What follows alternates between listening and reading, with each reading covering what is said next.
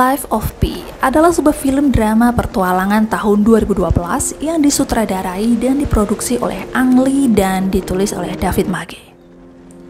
Berdasarkan novel tahun 2001 karya Ian Martel dengan judul yang sama.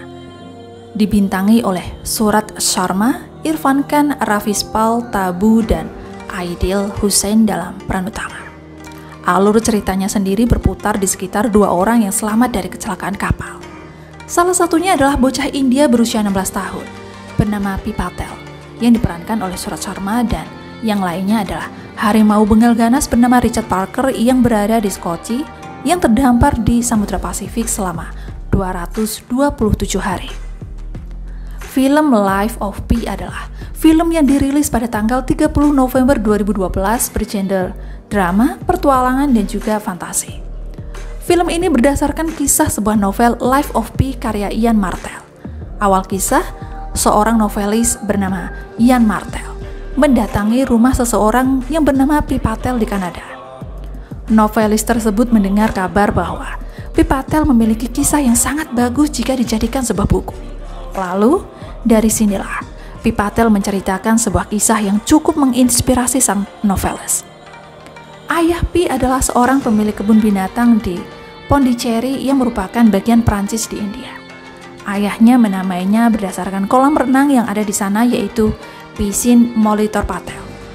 Alasan ayahnya memberi nama tersebut karena saudara ayahnya, yaitu Paman Pi yang bernama Mamaji, berkata bahwa jika kau ingin putramu memiliki jiwa yang murni, kau harus membawanya berenang di Piscine Molitor. Hal tersebut membuat Pi menjadi bahan olok-olokan karena namanya terdengar lucu. Karena ia dipanggil dengan pising atau kencing, yang semula nama tersebut dari salah satu nama kolam renang Prancis yang elegan. Keluarga Pi sendiri beranggotakan ayah, ibu, dan satu kakak laki-laki. Pi dibesarkan dalam keluarga penganut agama Hindu, namun ayahnya sendiri memilih menjadi ateis karena masa kecilnya yang mengidap penyakit polio, dan beranggapan bahwa dewa tidak menolongnya di saat ia membutuhkannya. Namun, di samping itu, sang ibu masih memeluk agama Hindu dan mengajarkan kepada Pi. Pada saat usia Pi 12 tahun, suatu hari, Pi dan kakaknya sedang berjalan-jalan di daerah pegunungan. Mereka menemukan sebuah gereja di sana, dan kakaknya menantang Pi untuk meminum air suci yang ada di dalam gereja tersebut. Dari situlah, Pi mulai tertarik dengan agama Katolik dan memeluk agama tersebut. Namun, tidak sampai di situ. Kemudian ia menemukan sekelompok umat muslim sedang menjalankan ibadah sholat di dalam masjid, dan tiba-tiba ia tertarik untuk mempelajari Islam. Pada akhirnya, ia memeluk 3 agama sekaligus, yaitu Hindu, Katolik, dan Islam. Di dalam kehidupan manusia memang terlahir dengan agama warisan dari orang tua. Jika kita lahir dalam keluarga Islam, maka kita akan otomatis diajarkan agama Islam, dan tentu saja begitu juga dengan agama yang lain. Namun, tidak sedikit dari seseorang yang menemukan kepercayaan selain agama warisan dari keluarganya.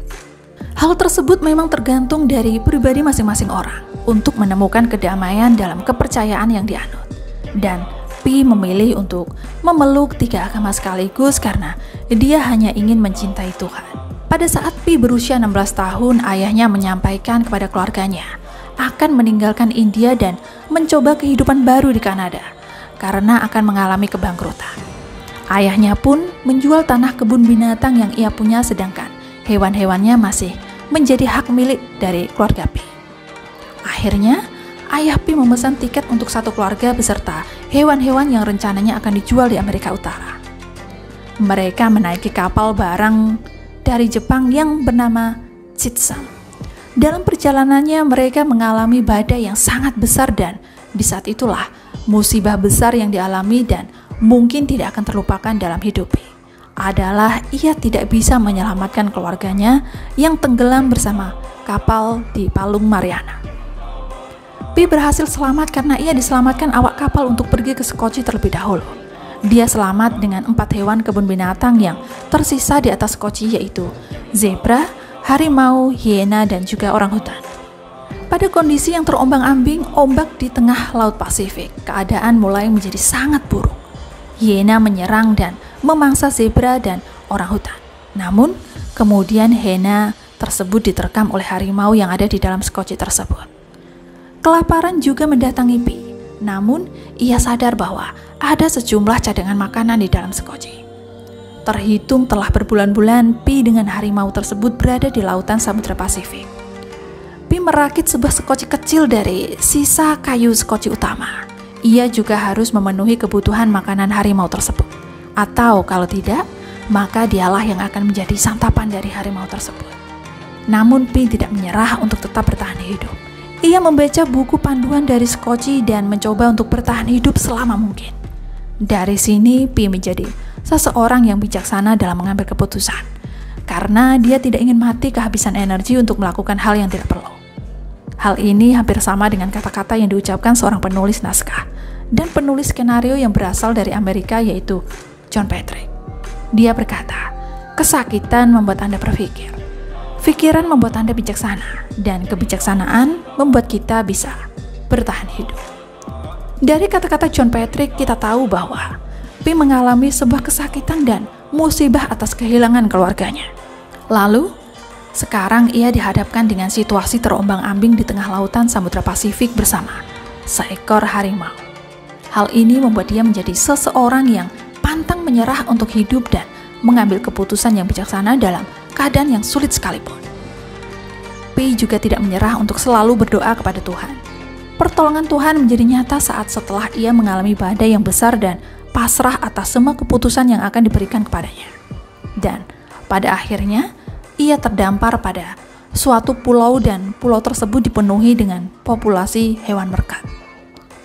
Pi dan harimau lalu masuk ke dalam hutan dan mencari sebuah makanan. Dia berenang dan meminum sumber air yang berada dalam pulau tersebut. Di saat malam menjelang, Pi melihat kawanan merekat lari ke atas pohon dan ia mengikutinya. Lalu, dia menemukan sebuah bunga yang ada di atas pohon tempat istirahatnya. Ia membuka kelopak bunga tersebut dan menemukan sebuah gigi manusia yang telah menyatu dengan tanaman tersebut. Pi juga melihat ke arah sumber mata air yang ternyata air tersebut berubah menjadi asam dan mengakibatkan ikan-ikan menjadi mati. Ia sadar bahwa pulau tersebut bukanlah tempat yang bagus untuk bertahan hidup. Maka keesokan harinya ia pun mengumpulkan sumber makanan sebanyak mungkin dan melanjutkan mengarungi lautan. Pada akhirnya ia sampai di pantai Meksiko dengan kondisi badan yang sangat kurus dan kehabisan energi untuk bergerak. Sedangkan sang harimau pergi meninggalkan Pi dan masuk ke dalam hutan. Setelah beberapa jam, Pi ditemukan oleh warga di sana dan diselamatkan. Pi merasa sedih karena ia ditinggalkan oleh sang harimau, yang sudah dianggap sebagai keluarganya sendiri dan juga teman dalam menghadapi musibah yang dialaminya selama ini. Di samping itu, Pi sudah tidak punya keluarga lain selain harimau tersebut, dan harimau itu diberi nama Richard Parker. Di rumah sakit tempat ia dirawat, Pi didatangi oleh agen asuransi dari perusahaan kapal Jepang dan mewawancarainya tentang apa yang terjadi. Dia menceritakan semua yang terjadi selama ia berusaha bertahan hidup di tengah Samudra Pasifik bersama Richard Parker. Namun, agen asuransi tidak percaya dengan apa yang diceritakan dan bertanya sekali lagi kepada Pi apa yang sebenarnya terjadi. Lalu, Pi menceritakan kisah yang berbeda, yaitu 4 hewan yang selamat sebelumnya diganti menjadi korban manusia yang selamat, yaitu ibunya sebagai orang hutan, pelaut sebagai zebra, hiena sebagai juru masak, dan Pi sebagai harimau. Ia menceritakan bahwa juru masak telah membunuh pelaut dan memakan dagingnya. Ia juga bercerita bahwa sang juru masak membunuh ibunya sebelum Pi membunuhnya dengan sebuah pisau. Agen asuransi tersebut masih belum puas dengan apa yang diceritakan oleh Pi. Lalu, ia pun pergi tanpa melanjutkan wawancaranya lebih lanjut. Dan kisah berakhir di saat Pi Patel menanyakan kepada novelis, yaitu Ian Martell. Dia berkata, "Aku menceritakan 2 kisah tentang apa yang terjadi di lautan. Tak ada penjelasan penyebab tenggelamnya kapal itu, dan tidak ada yang bisa membuktikan kisah mana yang benar dan mana yang tidak. Di kedua kisah itu, kapalnya tenggelam. Keluargaku meninggal dan aku menderita. Jadi, kisah mana yang lebih kau sukai?" Sang novelis pun menjawab, "Kisah yang ada harimaunya, kisah itu lebih baik." Dari kisah ini kita belajar bahwa semua peristiwa yang kita lalui merupakan sebuah cara untuk kita belajar menjadi lebih baik lagi dan mengingatkan kita kepada Tuhan. Dari kisah ini pula, mengajarkan bahwa semua agama itu baik dan mengajarkan untuk berbuat baik kepada semua makhluk hidup, namun dengan caranya masing-masing.